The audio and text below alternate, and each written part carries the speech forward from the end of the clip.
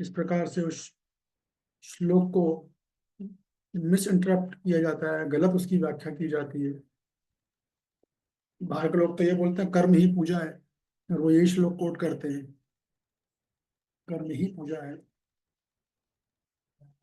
Even भक्तों में भी इसकी वो समझावट नहीं है, कि फिक्स समझावट है, उसी को बोलते हैं।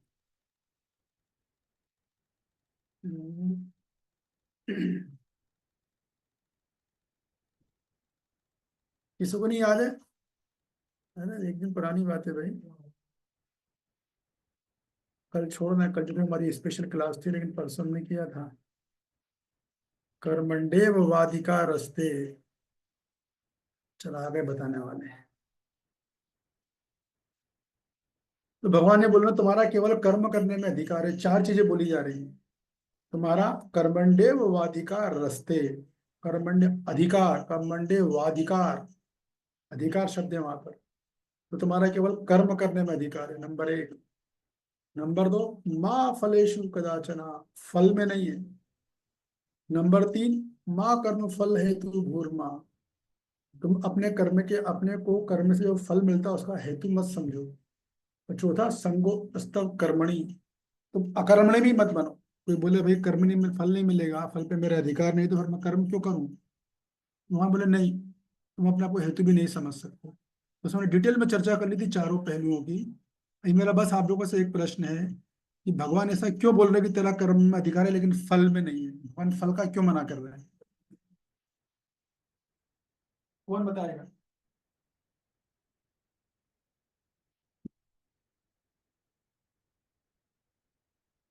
हम्म? अरे इतना समझाया हमने, पूरी क्लास एक ही श्लोक पे ली थी कि भगवान ऐसा क्यों बोल रहा है तुम्हारा फल में अधिकार नहीं, ऐसा क्या कारण है? यस संगनारायणी माता जी, थैंक यू फॉर पार्टिसिपेशन। हाँ आप जी, हमसे हरे कुछ कृष्णा चीज प्रभु जी, होती है। दंडवत प्रणाम। दंडवत क्योंकि प्रणाम। प्रभु जी आपने जैसे बताया था कि भगवान कह रहे हैं कि अगर तुम अपने कर्म जो है सही ढंग से करोगे, ठीक है ना, तो लक्ष्य आपको साध्य अपने आप मिलेगा। हमें हमारी चेतना जो है शुद्ध होनी चाहिए, तो हमें उसकी तरफ ध्यान नहीं देना चाहिए कि फल क्या होगा। अगर हम कर्म अच्छे ठीक करेंगे, सही ढंग से करेंगे, तो जो है हमें फल की तरफ, फल ऑटोमेटिकली ही मिलेगा, हमें उसकी इच्छा नहीं करनी चाहिए। हाँ बिल्कुल सही जवाब, बढ़िया समझा आपने एकदम। जो लोग वीडियो ऑन ऑन कर सकते हैं तो कर लें, अच्छी बात होगी। थोड़ा ऐसा लगता है कि लाइव है, नहीं तो ऐसा लगता है ब्लैक कटिंग से वॉल हो रही है, बात हो रही है। तो बिल्कुल सही बोला कि देखिए भगवान इस श्लोक में भक्तिमय कर्म की महिमा बताई है भगवान ने। अरे तुम फल की बात करो, मेरा कर्म ही इतना महान है कि अगर तुमने सही चेतना में कर दिया है, तुम्हें मूल फल, उद्देश्य जो है उस क्रिया का, या जो उसका मैंने बताया था, दो तरह के फल होते हैं, एक मुख्य फल और एक गौण फल। तो सारी दुनिया भक्त लोग भी गौण फल के पीछे भागते रहते हैं और उसी से अपनी सफलता असफलता का आकलन करते हैं। ये मुख्य फल है, मेरा कर्म इतना महान है कि मुख्य फल उसमें ऑलरेडी निहित है, तुम्हें स्वतः ही मिल जाएगा। इसलिए तुम गौण फल से, बाहरी फल से, भौतिक फल के प्रति आसक्त मत हो बहुत ज्यादा। मैंने एग्जाम्पल भी दिए थे उसमें।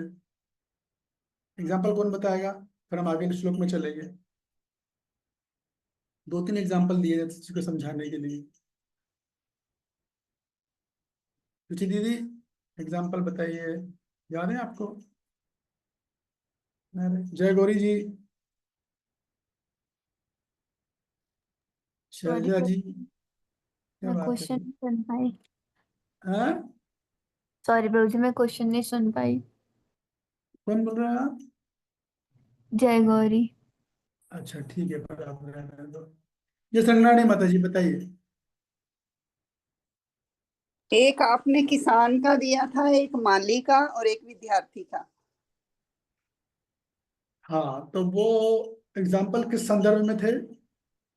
मतलब जो स्टूडेंट है वो अपनी तैयारी करता है पेपर के लिए, ठीक है ना, तो मतलब जो तैयारी वो अच्छी से करे, पढ़े अच्छे से, तो रिजल्ट ऑटोमेटिकली आएगा। अगर बच्चा पढ़ेगा अच्छे से तो उसकी परसेंटेज अपने आप आएगी। और अगर जैसे किसान है, अगर वो अच्छे से पौधों की माली भी है, तो अच्छे से समय से जो है सब कुछ बीज बिजाई करते हैं, सफाई करते हैं, है ना, तो फल अपने आप आएंगे, प्रोडक्शन होगी। हाँ, तो ये तीन एग्जाम्पल तो उस संदर्भ में थे कि व्यक्ति का केवल कर्म करने में अधिकार होता है, फल में नहीं होता है। किसान है, किसान बहुत अच्छा मिट्टी में फल बो सकता है, लेकिन फसल आएगी कि नहीं आएगी, कैसी आएगी, ये तो भगवान के हाथ में है। वैसे विद्यार्थी का था, विद्यार्थी परीक्षा में तैयारी अच्छी करेगा और करना भी चाहिए, लेकिन कितने मार्क्स आएंगे, आएंगे कि नहीं आएंगे, ये तो भगवान के हाथ में है। उस संदर्भ में था। लेकिन जिस संदर्भ में मैं ये बोल रहा हूँ कि कर्म की दिव्यता इतनी महान है भक्तिमय कर्म की, कि ये बाहरी फल से आसक्त मत हो, उस सिलसिले में मैंने दो तीन एग्जाम्पल दिए थे, वो मैं सुनना चाह रहा हूँ।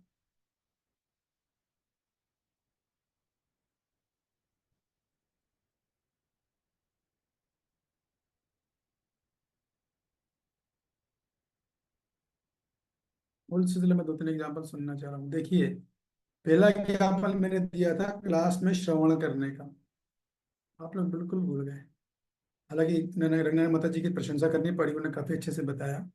श्रवण करते हैं हम लोग, क्लास में सुन रहे हैं, यहाँ पर हम लोग सब सुन रहे हैं, लाइव कर रहे हैं। तो कोई बोल सकता मुझे ज्यादा कुछ समझ में नहीं आ रहा है कि नहीं, लेकिन फिर भी अगर समझ में नहीं आ रहा, चूंकि उसने अपना समय, अपना एनर्जी लगाई है, तो उसका जो मुख्य फल है, समझावट आना क्या है, गौण फल है। लेकिन जो मुख्य फल है, अपने लक्ष्य को प्राप्त करना, अपने साध्य को प्राप्त करना, आ, भगवान के प्रति प्रेम उत्पन्न करना, भक्त के प्रति प्रेम उत्पन्न करना, वहां वो तेजी से जा रहा है, तो सफलता है वो। भले ज्यादा कुछ समझ में नहीं आए तो हो सकता है दुनिया वालों की नजर में असफलता हो, लेकिन भगवान की नजर में पूरी सफलता है। ठीक है ना। हमें ये भी चर्चा कर दी, किसी को बहुत अच्छा समझ में आ रहा है बढ़िया से, तो उसे कभी ये नहीं सोचना चाहिए कि मैंने अपनी बुद्धि से समझ लिया है। नहीं, जितने लोग बैठे हैं उन सब का योगदान है उसमें, तब वो व्यक्ति अच्छे से समझ पा रहा है। वो पूरा श्रेय अकेले खुद पे नहीं ले सकता। जितने लोग आए हैं उनका सब पे अपने अपने वाइब्रेशंस हैं, जो इफेक्ट करते हैं हमको, कि हम अच्छे से समझ पाते हैं। और यही बात जब हम वक्ता की स्थिति में होते हैं तब भी यही बात लागू होती है। हम जब बोल पाते हैं तो लोगों की उपस्थिति के कारण बोल पाते हैं। ये बात मैंने एग्जांपल दिया था। दूसरा एग्जांपल मैंने दिया था एकदम ग्रॉस एग्जांपल, भक्ति शास्त्री कोर्स होता है, तो हो सकता है कोई भक्ति शास्त्री करे, कोई बहुत अच्छे नंबर ले आए बढ़िया से, तो कोई एकदम कोई फेल हो जाए। लेकिन ये भी हो सकता है कोई भक्ति शास्त्री को बढ़िया टॉप नंबर ले आए, लेकिन भगवान के प्रति प्रेम डेवलप नहीं कर पाए, या भक्तों के प्रति डेवलप नहीं कर पाया, कथा रुचि नहीं ला पाए, क्योंकि मन में कपट है, उसका लक्ष्य कुछ और है, उसको दिखाना है, मुझे अपने फॉलोअर बनाने हैं, मैं कितना महान हूँ, कितना अच्छा मेरा ज्ञाता है, खासतौर से अपने फॉलोअर बनाना है, मैं खुद गुरु बनूंगा। ऐसे मैंने कई एग्जाम्पल दिए थे। तो और है वो वो और वो फिर मुख्य लाभ ही ले पाया है। लेकिन ऐसा भी हो उनके सकता है कोई एकदम जहाँ फेल भी हो। उनके यहाँ है ही ऐसा सो एकदम अच्छी की रहती है वहां पे, लेकिन इतने इतने दिनों तक रहते हैं वो, फिर भी बुराई करती रहेंगी, ऐसे पड़ी रहती हैं, ऐसा होता है, ये होता है, मैं ड्यूटी चली जाऊंगी ना, कभी कुछ कौन है ना। ये? हरे अरे भैया कृष्ण तुम कविता वैसे ही माता क्यों रहे जी। हो, फिर कर दो ना, ले भी जा रहे हो तुम साथ में, सब कुछ करवा रहे हो, कहाँ से आ रहा है, कौन बोल रहा कविता अभी है? तो माता ऐसे जी, छुड़ा दिया कविता उन्होंने माता जी। 5,000 रुपये माता जी किधर है, मेरे को दिख ही नहीं रही है। अभी बीच में। हरे कृष्ण कविता माता जी, माइक कौन है आपका? हरे कृष्णा। अभी कर दिया मैंने म्यूट, ठीक है। सबसे आखिरी में थी ना वो बात, ये थी। तो इसी प्रकार कोई जो है अच्छे मार्क्स नहीं ला पाएगा, लेकिन हो सकता है कि उसे कथा में रुचि आ जाए, उसे भगवान में रुचि आ जाए, भगवान का साथ दे, उसके तो जो लक्ष्य है भक्ति का, उस तरफ वो तेजी से बढ़े, तो वो कार्य की सफलता है। लेकिन उसमें चेतना की जरूरत है, वो चेतना मैंने बताई थी आप लोगों को। तो सारी बात हो गई, अब आगे के श्लोक में चलेंगे, श्लोक क्रमांक 48 में। इस श्लोक की बहुत बढ़िया और अच्छा श्लोक है। हाँ, रंगनारायण माता जी आप पढ़ोगे? हाँ जी प्रभु जी। योगस्थ कुरु कर्माणि संगग्ग त्यक्त्वा धनंजया सिद्ध सिद्धयो समो भूत्वा समत्वम योग उच्यते। पढ़िए। एक सेकंड, मैं अभी खोल रही थी प्रभु। ठीक है, मैं पढ़ता हूँ। अनुवाद हे अर्जुन ये जय। मैं पढ़ रही हूँ। हाँ, आपको स्क्रीन पर नहीं दिख अच्छा। रहा क्या? हाँ जी। आप स्क्रीन पर नहीं देख पा रहे? अच्छा, स्क्रीन नहीं मैंने देखा। हाँ, स्क्रीन पर देखिए ना। स्क्रीन में मैं कई चीजें बोलता हूँ, कई चीजें समझाता हूँ, हाईलाइट करता हूँ, तो आपको समझ में आएगा। हे हम अर्जुन, जय अथवा पराजय की समस्त आसक्ति त्याग कर समभाव से अपना कर्म करो, ऐसी समता योग कहलाती है। हम्म, तो भगवान ने पहले कर्म का फल बताया कि कर्म से करो, फल से आसक्त मत हो। क्यों नहीं हो वो बता दिया मैंने, एक कारण था। और दूसरा कारण ये भी था कर्म हेतु, कि जब तुम कर्म के हेतु ही नहीं हो तो फल से आसक्त कैसे हो? मुद्दा तो ये है ना, जब आप कर्म के कारण ही नहीं हो तो आसक्त कैसे होगे? कर्म जो आपने किया उसमें आप श्रेय ले ही नहीं सकते हो। तो भगवान ने ज्ञान दिया, भगवान ने बुद्धि दी, भगवान ने अवसर दिया, तब हम कर्म कर पाए।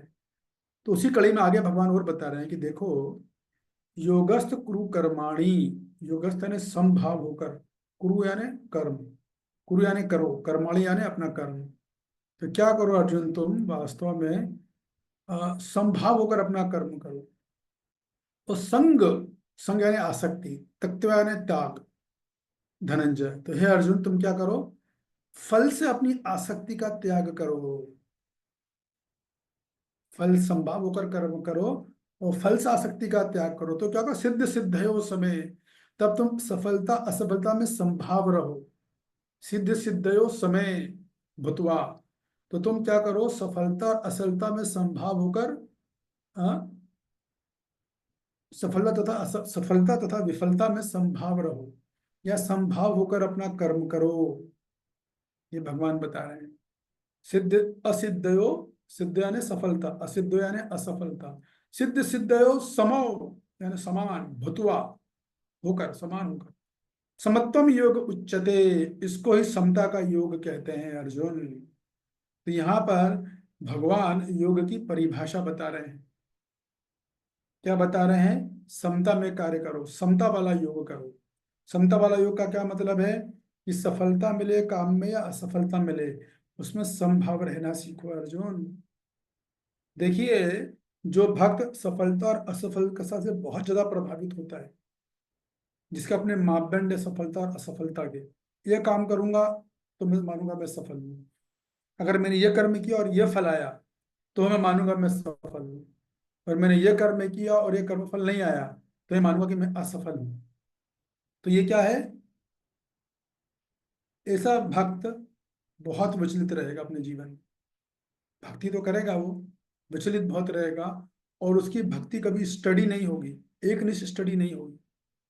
उसकी भक्ति हमेशा ऊपर नीचे होती रहेगी। जैसे आप देखते हैं ना, हार्ट पेशेंट का वो लेते हैं ईसीजी, तो लाइन जो है डिग डिग डिग ऊपर नीचे होती रहती है, डिग डिग डिग, स्ट्रेट नहीं चलती। तो ऐसा भक्त जो सफलता असफलता से बहुत ज्यादा विचलित होता है, बहुत ज्यादा प्रभावित होता है, वो भक्ति में कभी निष्ठावान नहीं रहेगा। इससे भक्ति से आप उम्मीद नहीं कर सकते कि ये भक्ति में बहुत आगे बढ़ जाएगा। वो जरूर कुछ ना कुछ गड़बड़ी करता रहेगा, कुछ ना कुछ साथ होता रहेगा लाइफ में, क्योंकि वो फल से बहुत अधिक आसक्त है। उसकी अपनी एक समझावट है कि अगर मैंने एक काम किया और ये फल आया तो ही मैं सफल हूँ, और मैंने ये काम किया ये फल नहीं आया तो मैं असफल हूँ। ऐसा जरूरी नहीं है, बिल्कुल जरूरी नहीं है। सफलता असफलता का आकलन भगवान के द्वारा किया जाता है, और जरूरी नहीं कि भगवान तुरंत फल दे दे। इसलिए बोलते हैं भक्त क्यों, जो भक्त जो है इस चेतना में रहता है कि मैंने अपना प्रयास पूरा किया या नहीं किया।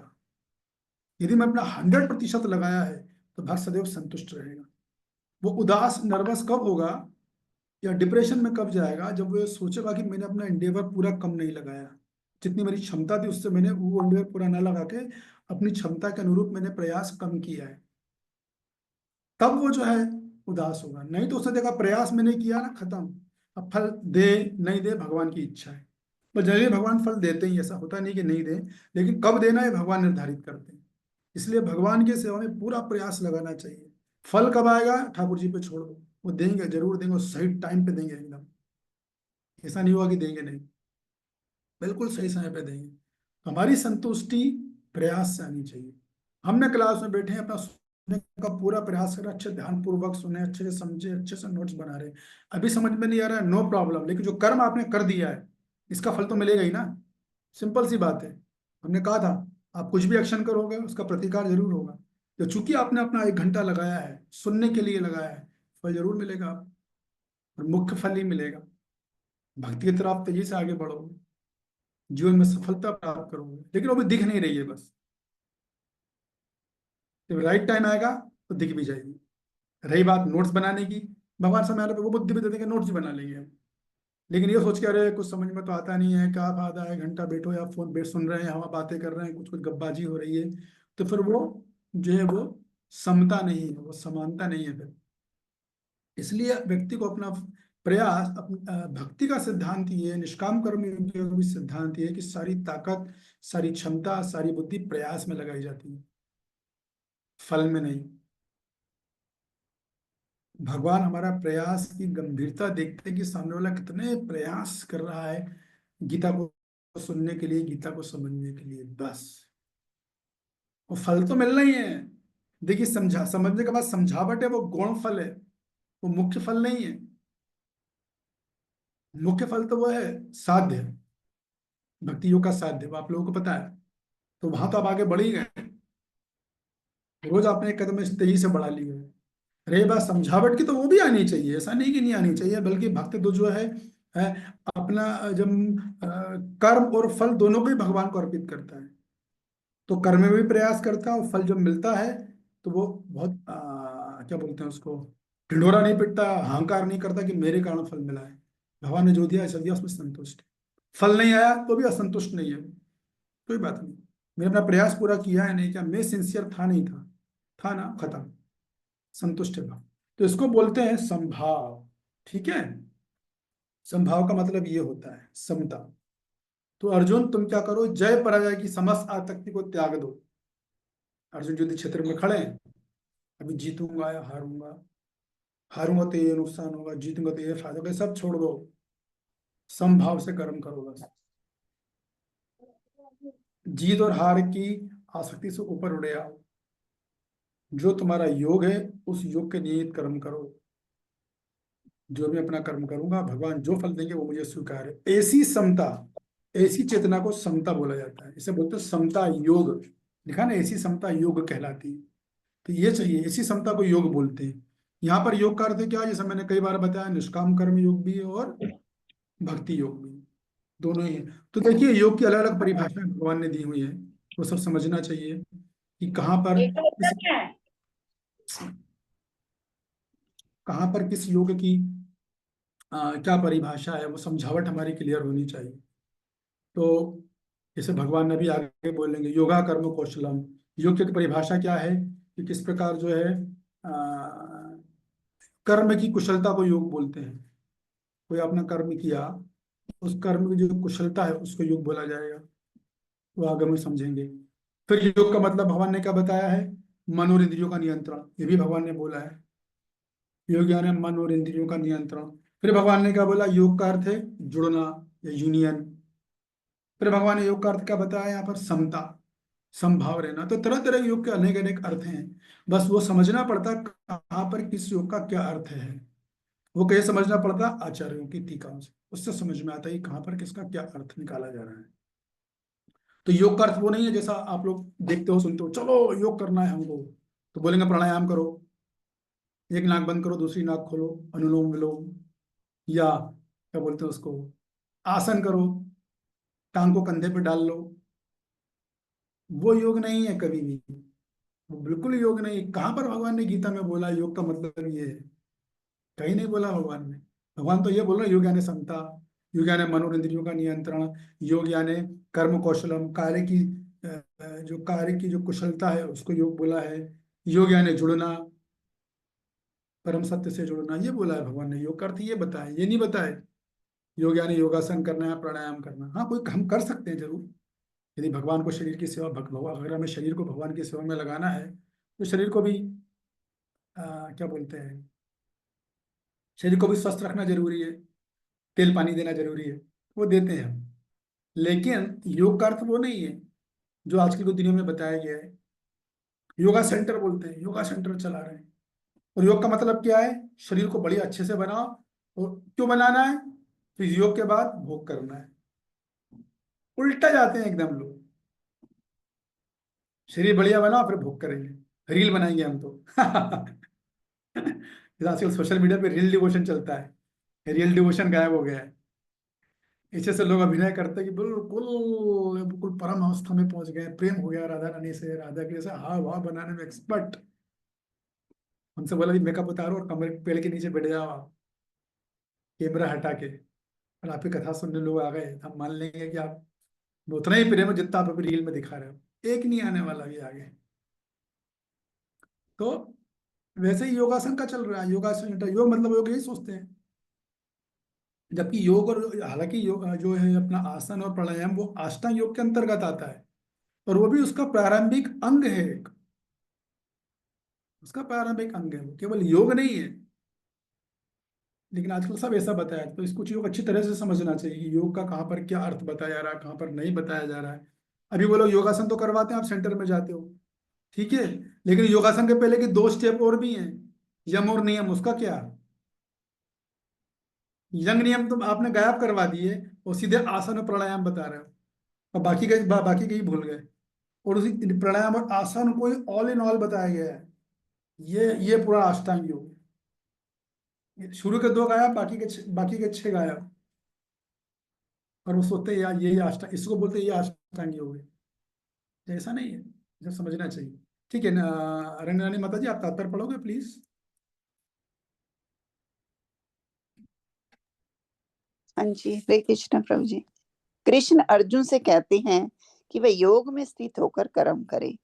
और योग है क्या? योग का अर्थ है सदैव चंचल रहने वाली इंद्रियों को वश में रखते हुए जी सॉरी, पढ़िए। परम तत्व में मन को एकाग्र करना। और परम तत्व कौन तो है? देखिए, प्रभुपाद जी ने क्या बताया, योग का एक अर्थ बताया, मन और इंद्रियों को वश में रखना और परम तत्व में एकाग्र करना। परम तत्व क्या है, कौन बताएगा? जय गुरु जी। निष्काम कर्म योग की दृष्टि से परम तत्व का क्या अर्थ है यहाँ पर? कोई निष्काम कर्म योग कर रहा है तो मन को कहाँ एकाग्र करेगा वो? तो जी भगवान पे। निष्काम कर्म वाला भगवान पे करेगा? अच्छा, हेमलता माता जी जी मैंने सुनी नहीं। मैं सुने अभी नहीं? हाँ अच्छा। प्रभु जी कहिए। आ, नहीं ठीक है, बाकी लोगों ने हाथ उठाया। यस रुचि दीदी बताइए, सुन लेना हेमलता माता जी आप। जी प्रभु जी आत्मज्ञान। हाँ, इसको आप समझ लो। यदि मान लीजिए कोई निष्काम कर्म योग कर रहा है तो मनोन इंद्रियों को कहाँ लगाएगा? वो आत्मज्ञान में लगाएगा ना, कि मैं शरीर नहीं मैं आत्मा, वहां लगाएगा। ये बात है। और यदि कोई मान लो मनोन इंद्रियों कोई भक्ति योग कर रहा है तो मनोन इंद्रियों को वश में कर कर वो परम तत्व में मन को एकाग्र करेगा। तो भक्ति योग के साथ से परम परम तत्व का क्या अर्थ है अनीता जी? हरे कृष्णा प्रभु जन्म प्रणाम। भगवत प्रेम, भगवान के श्री चरण कमल। एग्जैक्टली यही बात है। तो बात ये देखो, योग का अर्थ क्या? मन और इंद्रियों को नियंत्रित करना है, प्रभुपाद जी ने बताया एक अर्थ। इसे तरह के अर्थ निकलेंगे। अब फिर परम तत्व कौन है, तो प्रभुपाद जी भक्ति योग की दृष्टि से बोलेंगे, उसको समझ लो आप पहले ही। प्रभुपाद जी निष्काम कर्म योग की दृष्टि से नहीं बोलेंगे, मैं बता चुका हूँ आप लोगों को, है ना? पढ़िए रंगनारायण माता जी आगे।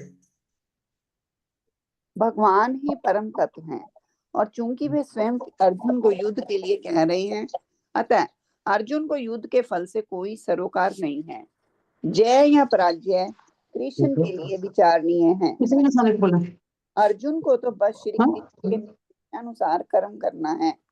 कृष्ण के निर्देश का पालन ही वास्तविक योग, और इसका अभ्यास कृष्ण भावना अमृत नामक विधि द्वारा किया जाता है। मुझे एक मिनट। तो देखिए प्रभुपाद जी क्या बोल रहे हैं, वास्तविक योग क्या है? कृष्ण भावनामृत, है ना? कृष्ण का आदेश का पालन करना। मैंने बताया आपको कि भगवान बोलेंगे निष्काम कर्म, प्रभुपाद जी डालेंगे भक्ति योग, है ना? क्यों? वही मैंने आपको बता दिया।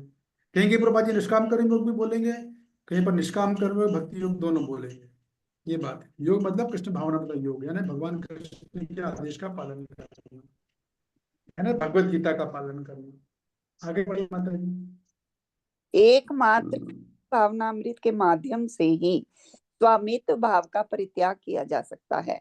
इसके लिए उसे कृष्ण का दास या उनके दासों का दास बनना होता है। कृष्ण भावनामृत में कर्म करने की यही एक इस संयोग में स्थित होकर हाँ। करता है। रुक जाइए माता जी, रुक जाइए रुक जाइए। तो देखिए अभी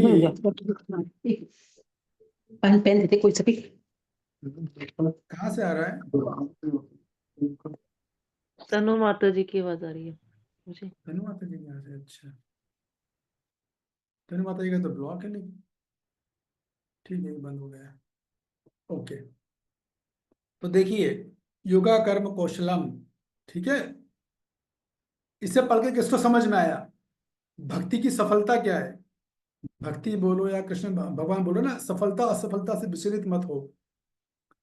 तो भक्ति योग में या कृष्ण भावनात्मक योग में सफलता का क्या अर्थ है, यहाँ पे किसके समझ में आया?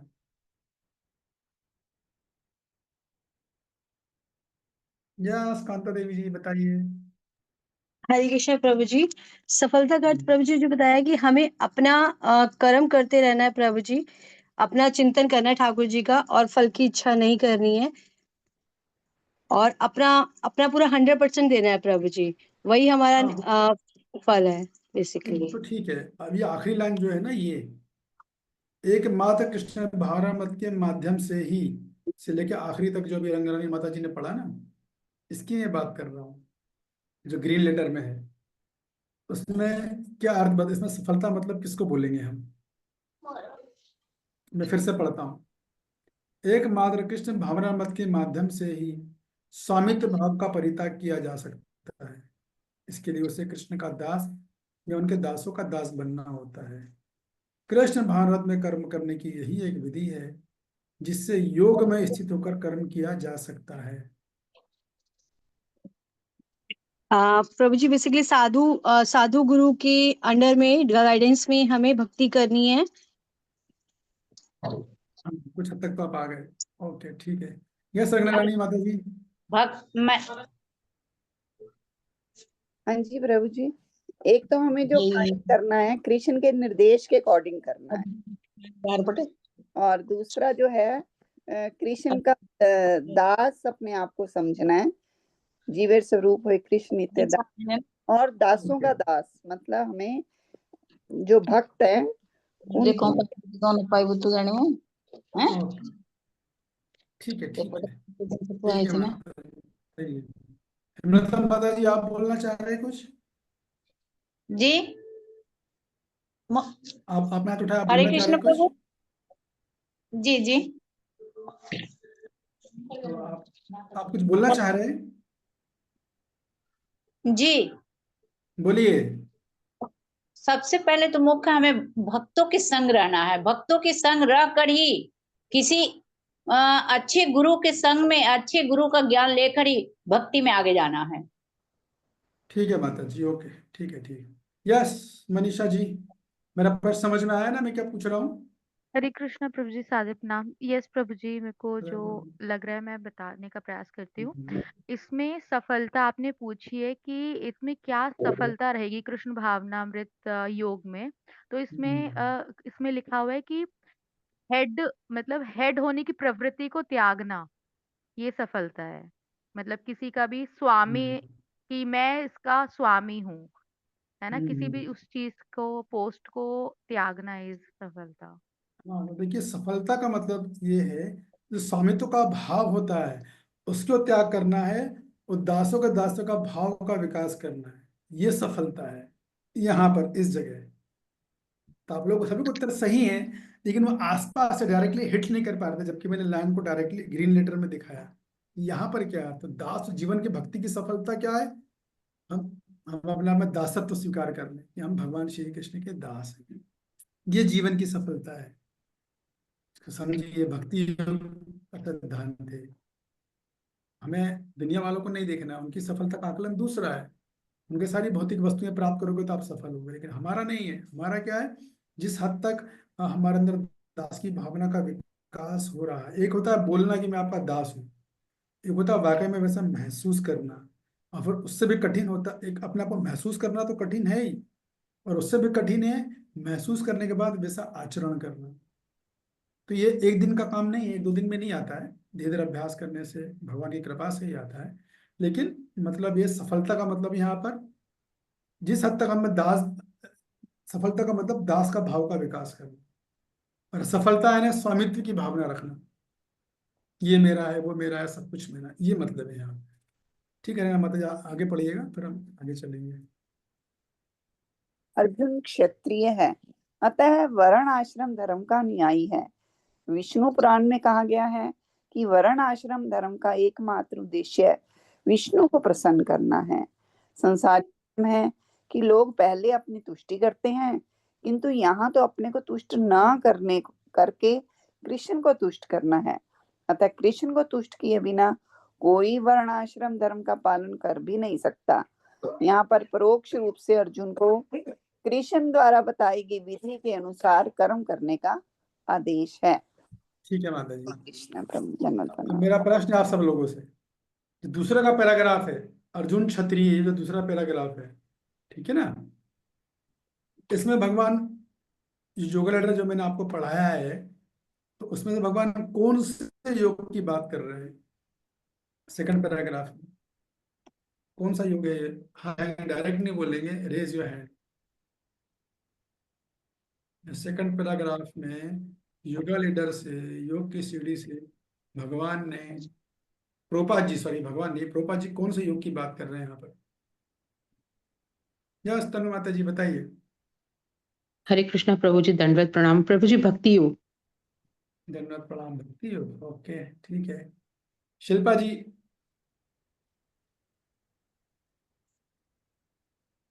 हरे कृष्णा प्रभु जी, सादर प्रणाम प्रभु जी। निष्काम कर्म योग। कैसे?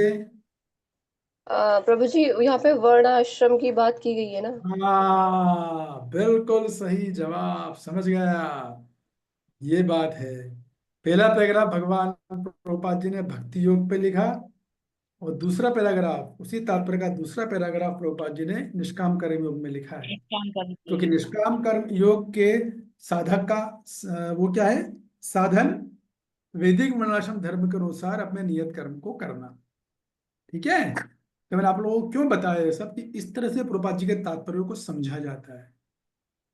ऐसे रट्टू टुट्टे की तरह हम पढ़ के निकल भी जाएंगे तो समझ में नहीं आएगा, इसलिए मैंने आपको ये बताया। वो कब समझ में आएगा? जब तुरंत आपका योगा लेटर ध्यान में रहेगा, तो आप खट खट चीजों को समझोगे। और योगा लेटर अगर ध्यान में नहीं है तो गीता समझने में फिर कंफ्यूजन रहेगा, आधा समझ में आएगा, आधा नहीं आएगा, या 75% समझ में आ गया तो 25% मन में डाउट रहेगा। अभी शिल्पा जी ने कितना बढ़िया बोला, वर्णाश्रम धर्म बोल, वर्णाश्रम धर्म मतलब सीधा दो योग आते हैं, सकाम कर्म और निष्काम कर्म, खत्म। सॉरी, वर्णाश्रम धर्म में केवल निष्काम कर्म योग आएगा। निष्काम कर्म में आता सिर्फ। हाँ, निष्काम कर्म योग में आएगा, ऐसा होगा। तो ये बात है। तो कुल मिला के सारी बात मैंने आपको बता दी कि कुल मिला के योग की अनेक तरह की परिभाषाएं हमें प्रभुपाद जी ने दी है, भगवान ने दी है, उनको भी समझना है। यहाँ पर योग की परिभाषा समता है, और समता का मतलब है भगवान ये बोल रहे हैं कि भाई जय पराजय की आसक्ति को त्याग दो, समभाव से रखो, ठीक है ना। देखिए मान लो कोई इच्छा है, कोई कोई कोई कोई छात्र है, वो श्लोक पढ़े, आप उसको बोलोगे भाई तुम सफलता सफलता की चिंता मत करो, तो बोला ठीक है, अब चिंता की बात की तो मैं अपना प्रयास ही नहीं करता हूँ, जो भगवान को देना होगा दे देंगे, अच्छे मार्क्स दे देंगे या फेल कर देंगे, वो भी अलाउड नहीं है, that is also not allowed. आपको अपना प्रयास पूरा करना है। तभी मैंने कहा कि यह श्लोक में कर्मण्डे वादिका रास्ते श्लोकों से भगवान ने चेक एंड मैट पॉलिसी दे दी। कहीं हर जगह से फंस गए हो आप क्यों? ये दया है। तो ऐसा भी नहीं कि भैया फल सफलता मिलेगी कि उससे प्रभावित नहीं होना, सफलता में नाच नहीं सकते, सफलता में रोना नहीं, तो कर्म क्यों करें? तो नहीं, भगवान क्या बोल रहे हैं? अकर्मणि, आप अकर्म कर्म करो, कर्म करना जरूरी है। अब ये सुन के कोई बोल सकता है ठीक है कर्म ही पूजा है। एक बार मैं ऑफिस में गया था, एक आर्किटेक्ट का ऑफिस में, तो वो बैठा था अपनी सीट पर, उसके ऊपर लिखा था कर्म ही पूजा है, इंग्लिश में लिखा था वर्क इज वर्शिप। ऐसा लोग मानते हैं कर्म ही पूजा है, तो उसको क्या उत्तर देंगे हम? हाथ उठाइए। श्लोक है, पिछले श्लोक कर्मण्डे वादिका रस्ते, लोग बोलेंगे कर्म ही पूजा है भाई, तो आप उसको क्या बोलोगे? शैलजा जी,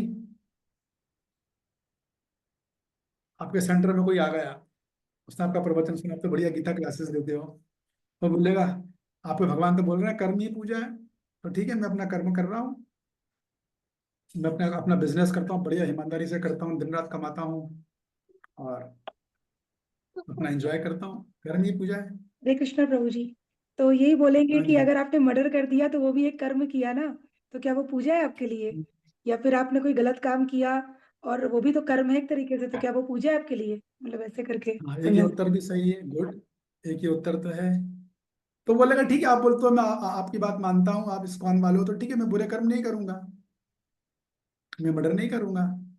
बात तो आपकी सही है, मगर वो ऐसा बोल दे, काउंटर क्वेश्चन कर दे, तो ठीक है, मैं वो नहीं करूंगा। मैं अपना घर परिवार पाल रहा हूँ, अपना दुकान चलाता हूँ, मैं ऑफिस में जाता हूँ, दिन भर बढ़िया रहता हूँ, और मेरा कर्म ही पूजा है, बस मुझे तो वहीं से सब कुछ मिलता है। अगर मैं नहीं जाऊंगा तो आप तो मुझे खाने को दोगे नहीं, तो मेरे लिए तो मेरा कर्म ही पूजा है कि नहीं? तो ऐसे केस में बताइए, पूर्णिमा माता जी, मन्या माता जी, क्या बोलोगे उसको आप?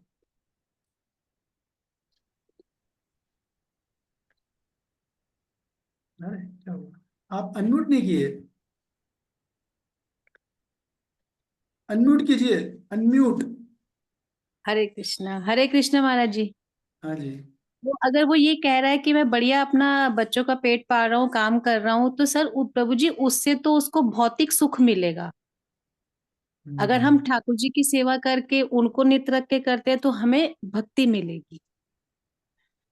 ओके, अगर कोई कुछ हद ऐसा तक। बोल भी रहा है वो तो भौतिक सुखों को ही नहीं नहीं नहीं प्राप्त नहीं, वो कर तो पा। ठीक है, मुद्दा ये है कि वो ये बोल रहा है कि मेरा कर्म ही मेरी पूजा है, ठीक है ना? हाँ जी। लेकिन हालांकि आप उत्तर के आसपास आ चुके हैं, नहीं, थोड़ी सी इसमें और क्लैरिटी चाहिए और। यस माता जी, बताइए।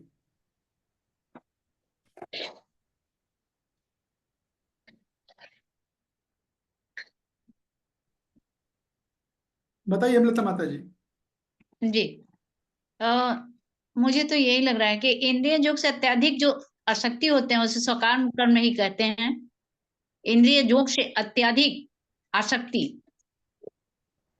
मोबाईल बंद कर, मग आवाज टाकून ठीक है, बंद जाओ, उसका घर न लगे देखो, भाई सारे से घर लगे देखो। ठीक है माता जी, आप अभी काफी हद तक पहुंच तो गई हो, थोड़ा बोलने में दिक्कत होगी। यस मनीषा जी, बताइए। प्रभु जी इसमें जैसे अगर बताया कि कर्म ही पूजा है, तो वो कर्म पूजा होगा जिसका सेंटर कृष्णा होंगे, है ना? जैसे कि अगर सिर्फ फलों की बात, फल को ही एक वो रख के बात की जाए कि मैंने तो ये कर्म कर दिया और मैं इसके लिए मैं बहुत अमीर हो जाऊंगा, तो this is not worship. This is not worship. अगर फल की के बारे में सोचकर कोई कर्म कर रहे हैं, देन वो वर्शिप नहीं है। लेकिन अगर भगवान को सेंटर में रखे, जैसे इसमें आपने बताया कि भगवान स्वयं कहते हैं कि अगर मेरा कर्म करोगे तो उसमें संपूर्ण फल निहित है, तो then it can be worship. बिल्कुल सही जवाब है। आप बोल सकते हो हाँ, कर्म ही पूजा है, लेकिन कौन सा कर्म? अपने मन से अपने इंद्रिय भोग के लिए गए कार्य पूजा नहीं है। वो कार्य शास्त्रों द्वारा प्रमाणित है या भगवत गीता के द्वारा प्रमाणित है, ऐसा मनीषा जी ने बोला कि जो कार्य कृष्ण को केंद्र में रखकर किए जा रहे हैं, वो वाला कर्म पूजा है, ना कि अपने इंद्रिय भोग के लिए किए गए कार्य पूजा है। ठीक है ना? सकाम कर्म है, सकाम कर्म भी पूजा नहीं है, नहीं है। कैसे बोलोगे सकाम कर्म पूजा? वो तो अपने इंद्रिय भोग के लिए कर रहा है। बढ़िया बोला आपने, बहुत अच्छा बोला, गुड। ठीक है, तो अभी क्या होगा, ये वाला श्लोक तो हमारा हो गया। तो भगवान क्या बोले, जय पराजय में आप आसक्ति को त्यागो, समान भाव से रहो, जय मिले या पराजय मिले विचलित मत हो, अपना कर्म, कर्म से मतलब है जो तुम्हारा योगा लीडर है, जो भी तुम्हें कर रहे हो, निष्काम कर्म योगा भक्ति योग, वो करते हो। ठीक है? अब भगवान फिर से बोलने वाले हैं। अमृता माता जी म्यूट करो, आपकी तरफ शोर आ रहा है। चलिए ठीक है, अमृता माता जी, मैं म्यूट करता हूँ। कहाँ प्रभु से जी आ रहा है? शांत मूर्ति माता जी, शांत मूर्ति माता जी। या ସାଙ୍ଗରେ ଟା ଏମିତି ankle length ମୁଁ ଆସିଲେ ଘର ପିନ୍ଧିବା ପାଇଁ କହୁଛୁ କିଛି ନାହିଁ, ଘରେ ତ ନାଇଟ୍ ଠୁ ଇଏ ଭଲ ନା। ये दिख नहीं रही कहाँ पर है? शांत मूर्ति माता जी, इसी नाम से है क्या वो? यस प्रभु जी, शांत मूर्ति देवी दासी के नाम से है माता जी। मेरे को तो नहीं दिखी नहीं अभी तक। झिटके आइलू टिके म्यूट कर दू। हाँ हो गया, मैंने कर दिया, ठीक है। देखिए कितना क्लास में से डिस्टरबेंस होता है ना, बार बार बार बार। ठीक है, श्लोक क्रमांक 39 कौन पढ़ेगा? प्रभु जी आज दूर रिकॉर्डिंग करी है?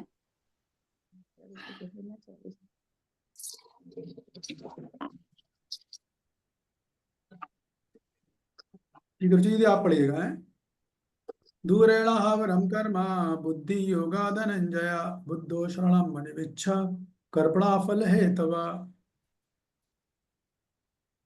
शिला प्रपाद की जय। हे धनंजय, हे धनंजय, भक्ति के द्वारा समस्त गहित कर्मों से दूर रहो और उसी भाव से भगवान की शरण करो। जो व्यक्ति अपने सकाम कर्म फलों को भोगना चाहते हैं वे कृष्ण कृष्ण है।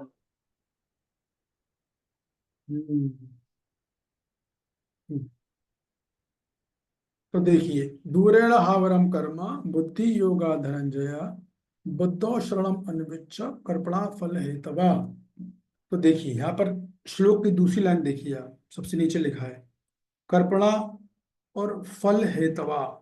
ठीक है, इसको समझो आप। तो आ, फल हेतवा, तो क्या करना है आपको? भगवान ये बोल रहे हैं, कृपण लिखा, कृपणा। कृपण किसको बोलते हैं? किसी को पता है? कई बार आपने सुना होगा गीता में भगवान ने कई बार श्लोक बोला कृपणा। प्रभुपाद जी बोलते हैं कृपण मत बनो, कृपण मत बनो। तो कृपणा फल हरे हेतु, कृष्णा प्रभु कृपणा। जी, दंडवत प्रणाम। कृपणा कंजूस कनिंग। हाँ ठीक है माता जी, गुड। तो कंजूस किस तात्पर्य में बोलेंगे फिर? कंजूसी का तात्पर्य यहाँ जो पर क्या प्रभु जी बोलेंगे? भक्ति के प्रति कंजूस हो, भगवान के प्रति कंजूस कनिंग हो। अच्छा अच्छा ठीक है, मगर आप बोल कौन रहे हो?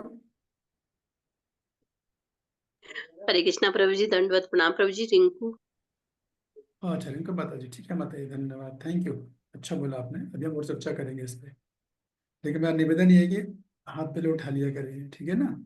फिर आप बोल सकते हो, कोई दिक्कत नहीं। तो कर्पणा फल हेतु, कर्पणा का मतलब होता है कि ऐसा व्यक्ति जो स्वयं को अपने फल का हेतु मानता है। ठीक है, कर्पणा मतलब ऐसा व्यक्ति जो यह सोचता है कि जो भी फल मिल रहा है वो मुझे मेरी वजह से मिला, इस फल का कारण मैं हूँ, इस फल का हेतु मैं हूँ। अर्थात अपने फल को जो व्यक्ति स्वयं श्रेय देता है, उसका अर्थ निकलेगा कृपणा यहाँ पर। ये हालांकि कंजूस भी निकलेगा, जो कि रिंकू जी ने बताया वो भी सही है, हम चर्चा करेंगे उसमें आगे आगे आने पर। लेकिन इस श्लोक में यारा कृपणा फल हेतुवा, तो वो व्यक्ति जो अपने को स्वयं को फल हेतुवा, अपने फल का हेतु मानता है, वो कृपण होता है कि नहीं? तो भगवान ये बोल रहे हैं अर्जुन, तुम कृपण मत बनो, मतलब तुम स्वयं को कर्म के फल का हेतु मत समझो। ठीक है भगवान, तो फिर क्या करूं? भगवान क्या बोल रहे हैं? बुद्धि योगा धनंजय। ये देखो आप दूसरी लाइन, पहली लाइन में दूसरा शब्द बुद्धि योगा धनंजय। धनंजय ने किसका नाम है? कौन बताएगा? अर्जुन। अर्जुन का। तो है अर्जुन, तुम क्या करो? बुद्धि योग करो, बुद्धि योगा धनंजय। तो अर्जुन तुम कृपण मत बनो। तो भगवान क्या करूं? बुद्धि योग करो तुम। ठीक है, तो बुद्धि योग का मतलब क्या होगा? यहाँ पर हाथ को डायरेक्ट नहीं बोलेगा, कोई भी हाथ उठाइए। बुद्धि योग का मतलब क्या होगा? बुद्धि यानी क्या? मैं बता चुका हूँ। बुद्धि योग यानी क्या? बुद्धि योग यानी क्या? यस बताइए शैलजा जी। अरे भक्ति हाँ, योग प्रभु जी। भक्ति योग, ओके। अनिता जी, एक ये अर्थ है या कुछ और भी अर्थ निकलेगा यहाँ पर?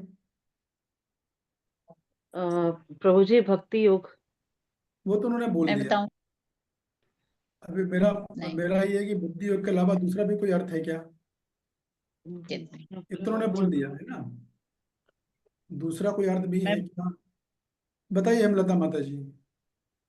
चेतना, ऐसी नहीं चेतना के अनुसार, अपनी चेतना के अनुसार। नहीं नहीं, ऐसा नहीं है माता जी, यहाँ ये अर्थ नहीं। बुद्धि योग मैंने कई बार बताया, अनेक बार बताया बुद्धि योग का क्या अर्थ है, बहुत बार बोला मैंने। योगा रेडर में तो दो दो तीन चार चार बार बोला। अगर आपको ये सब क्लियर नहीं होगा तो फिर आप लोग तो कंफ्यूज रह जाओगे। एक अर्थ तो सही है भक्ति योगा जो शैलजा जी ने बताया था, वो नहीं बोलना है, दूसरा अर्थ में जानना चाह रहा हूँ। तो दूसरा अर्थ बता देंगे अपन को, धर्मधारिणी माता जी बताएंगे। बताइए धर्मधारिणी माता जी। कृष्णा प्रभु जी, दंडवत प्रणाम। प्रभु दंडवत जी, अब भक्ति योग का यह है भी कर्म भी करे, क्रम बंधन से ना बंधे। अच्छा अच्छा अच्छा, गुड, अच्छा ट्राई किया आपने। यश शिवानी जी बताइए। हरे कृष्णा प्रभु जी। प्रभु जी, ज्ञान योग। कौन सा योग? ज्ञान योग, ज्ञानी निष्काम योग। कर्म। कोई एक बोलो, आप तो हाँ, सब बोल रहे हो, पूरा योगा लेटर बोल दोगे ऐसे तो। पक्का बताओ आपको क्या लग रहा है, बुद्धि योग यानी? मैं बताऊंगी। रुकिए माता जी, लता माता जी रुक जाइए आप। जो लोग हाथ उठाए उनको पहले चांस दूंगा मैं। तो रण्या रानी माता जी बताइए। निष्काम कर्म योग। Exactly exactly। तो देखिए यहाँ पर बुद्धि योग के दो अर्थ हैं, इसको आप अच्छे से समझ लो। बुद्धि योग का अर्थ है निष्काम कर्म योग, भगवान बोल रहे हैं, और प्रोपा जी तात्पर्य में भक्ति योग बोल रहे हैं। पर आचार्यगण भी दोनों योग बोलते हैं ना, तो हम दोनों अर्थ लेके चल रहे हैं। बुद्धि योग का मतलब है निष्काम कर्म योग भी होगा और भक्ति योग भी होगा, दोनों अर्थ होंगे यहाँ पर। तो क्या बोल रहे हैं अर्जुन को कि अर्जुन तुम क्या करो, कृपण मत बनो। ठीक है, ठीक है भगवान, तो फिर मैं क्या करना है? तो अर्जुन को निष्काम कर्म योग करो या भक्ति योग करो, ये बोला जा रहा है। ठीक है, तो क्या करो, क्या करोगे फिर? तो बुद्धि योग के द्वारा यानी भक्ति योग या निष्काम कर्म योग के द्वारा क्या करो? दूरेण हावरम कर्मा, दूर कर दो या दूर हो जाओ। दूरण यानी दूर होना, किससे? हावरम, हावरम कर्मा। हावरम यानी गर्हित कर्म, या हावरम बोलेंगे, गर्हित कर्म बोलेंगे। हावरम कर्म से दूर रहो तुम, है ना? ऐसा कर्म जिसको कि भगवान, जिसकी संस्तुति नहीं कर रहे हैं भगवान, जिसकी संस्तुति नहीं कर रहे हैं। तो क्या करो? बुद्धि योग। अर्जुन तुम कृपण मत बनो, तो भगवान क्या करूं? तो बुद्धि योग करो, और बुद्धि योग के द्वारा हावरम कर्म से दूर रहो। श्लोक देखिए, श्लोक समझ में आएगा अनीता जी। श्लोक देखोगे ना प्रभु आप जी, तो। निंदनीय कर्म ना। हाँ, निंदनीय कर्म, तो उससे जो है आप दूर रहो। दूर रहने, दूर रहो। अच्छा ठीक है, तो क्या बोला? स्वयं को कृपण मत मानो, फल का हेतु मत मानो, और इस प्रकार हावर हावर कर्मों को, यानी हावर कर्म का मतलब, निंदनीय कर्म का मतलब क्या होगा यहाँ पर? कौन बताएगा हावरम कर्म का अर्थ?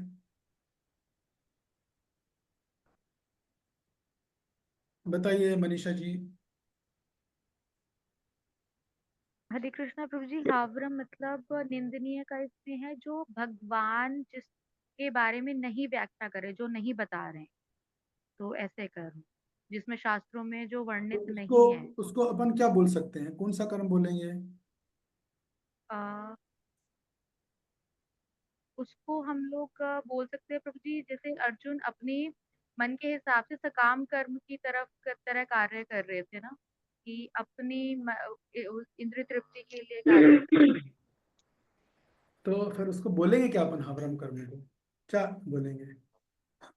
या अगर मैं हिंट दूं आपको, हिंट दूंगा तो आप तुरंत बोल दोगे हावरम जी कर्म। मैं बताइए अनिता जी। जी प्रभु जी, ऐसे कर्म को बोलते हैं विकर्म, जो शास्त्रों के अनुसार नहीं हो। और निंदनीय कर्म यहाँ बता रहे हैं कि अर्जुन जो है अपने क्षत्रिय धर्म से विमुख हो रहा है, ऐसे कार्य निंदनीय कर्म रहेंगे उसके लिए। नहीं, हवन कर्म में विकर्म तो भगवान ने बोले नहीं, अभी तक बात ही नहीं आई। यश शैलजा जी, योगा लेटर देख के बताओ आप, हवनम कर्म का क्या मतलब है? हवनम कर्म से दूर रहना है, ऐसा बोल रहे, दूर दूर रहो या दूर रखो। हवनम कर्म का क्या अर्थ आएगा? सकाम कर्म प्रभु जी।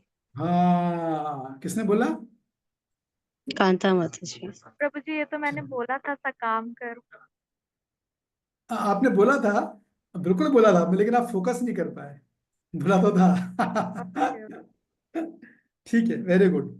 तो क्या बोला यार अर्जुन? कृपण मत बनो। कृपण किसको बोलते हैं? फल हेतवा को बोलते हैं, समझा दिया। तो भगवान क्या करना है? बुद्धि योग करो धनंजय। तो वो बुद्धि योग करके क्या करो? तुम सकाम कर्म हावरम से दूर रहो, ये बात बोली जा रही है। तो अर्जुन तुम स्वयं को फल का हेतु मत मानो, ये बात, कृपणा फल हेतुवा, यानी तुम स्वयं को फल का हेतु मत मानो, और तुम हावरम कर्म से हावरम कर्म को यानी जिस कर्म जिसमें फल की इच्छा होती है उस कर्म से दूर रहो। हावरम कर्म का मतलब है सकाम कर्म जिसमें फल की इच्छा रहती है, तो उससे दूर रहो। और क्या करो? बुद्धि योग के द्वारा क्या करो? इस हावरम कर्म को दूर रखो। और फिर क्या करो? बुद्धो शरणम अन्विच्छ। बुद्धो, बुद्धो का मतलब यहाँ पर क्या है मैं आपको बता देता हूँ, आप लोग चाहो अनुवाद में भी देख सकते हो। बुद्धो का मतलब है चेतना, ठीक है। एक शब्द है बुद्धि और यहाँ पर आया बुद्धो, इन दोनों में अंतर है, इसको समझो आप बात को। तो बुद्धो का अर्थ है चेतना। तो कैसी चेतना रखनी है? ऐसी चेतना रखो जिसमें फल की आसक्ति ना हो। ऐसी चेतना रखो जिसमें कर्म फल की आसक्ति ना हो। तो तुम क्या करो? बुद्धों की शरण, बुद्धों की शरण में जाओ।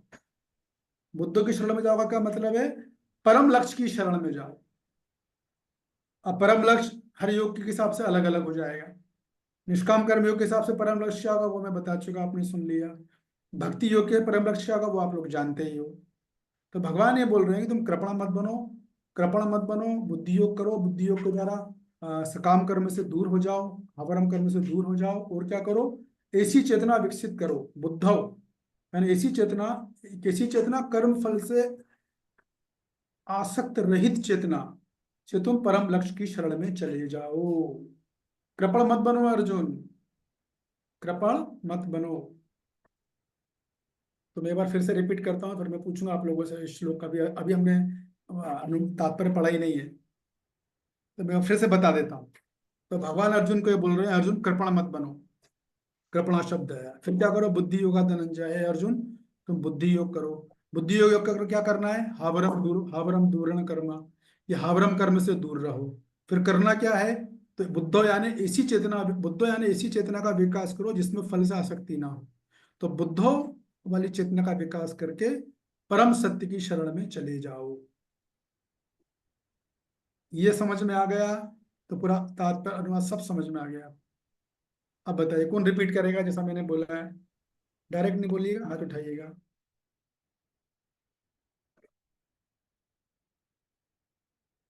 अरे कठिन लग रहा है क्या ऐसा इस तरह से बताना?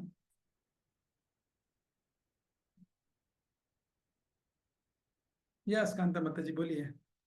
हरे कृष्णा प्रभु जी, प्रयास करती हूँ। कृपण मतलब प्रभु जी आपने जो बताया, जो अपने फल के लिए मतलब स्वयं को ही हकदार मानता है, लालची मानता है, आपको ऐसा कार्य नहीं, आप नहीं श्लोक को करना। आप जब बोलो तो श्लोक को देखते रहिएगा। कृपणा के बाद फल है तो वह लिखा है ना, श्लोक को देखिए, मैंने हाईलाइट किया तो आपको बताना, आप सही बोल रहे हो, लेकिन आप और अच्छे से बता पाओगे। ठीक है, अब बोलिए। ठीक है भरत जी, कि आप अपनी बुद्धि बुद्धि से, बुद्धि योग मतलब निष्काम कर्म योग और भक्ति योग करो, इन दोनों के द्वारा आप कर्म करो प्रभु जी, ऐसा बोला है। फिर आपने बताया प्रभु जी जिसमें लिखा है बुद्धो मतलब ऐसी चेतना जैसे कि रखो जिसमें कर्म फल की इच्छा ना हो, परम, जिससे कि आप परम सत्य को प्राप्त पाओगे ना। गुड, 75% सही है। एक थोड़ा सा थोड़ी सी गड़बड़ हो रही है, वो गड़बड़ कौन बताएगा? मुझे गड़बड़ सुननी है। बाकी तो उन्होंने बाकी सही बता दिया। कृपणा फल हेत्वा बता दिया, बुद्धि योगा धनंजय बता दिया, बुद्धो शरणम अनविच्छा, ये तीनों बता दिए। लेकिन एक जगह थोड़ी सी गड़बड़ है, वो गड़बड़ कौन बताना चाहेगा? मुझे लग रहा है इस तरह से पढ़ाने में आप लोगों को कठिनाई आ रही होगी शायद। यस रंगनारायणी माता जी। इन्होंने दुरेण ही अवरम का नहीं बताया कि सकाम कर्म से दूर रहो। हाँ ये बात है। तो अब आप लोगों को क्लियर हो गया? कौन रिपीट करेगा? नीता जी आप रिपीट करोगे श्लोक देख के?